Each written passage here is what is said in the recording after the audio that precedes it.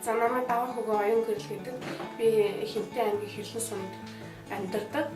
За нөхөртөөгөө 2008 оноос хойш ханилаа.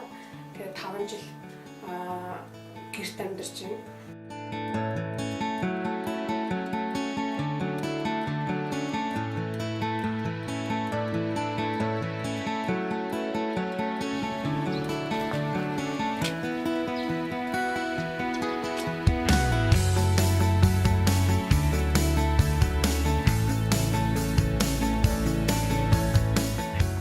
Вишүүханд банк бус санхүүгийн байгууллагатай Эхлэн зүүн Монгол олон улсын байгууллага хамтарч ажиллаж бас залуу гэр бүлийн төсөл бас тусалцаа үзүүлдэг бас мэдэж аваа.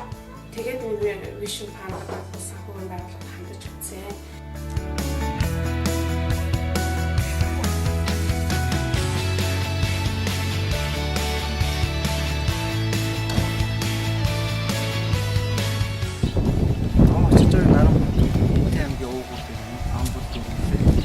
Өөрийн газар дээр өөрийн байшин барихнаас таатан сайхан байна. Одоо байшин маань зайхан бүгд мод өөрийн тав туцтай баахан одоо салхи шуурга болоод ажил мэдэх юм байхгүй сайхан л.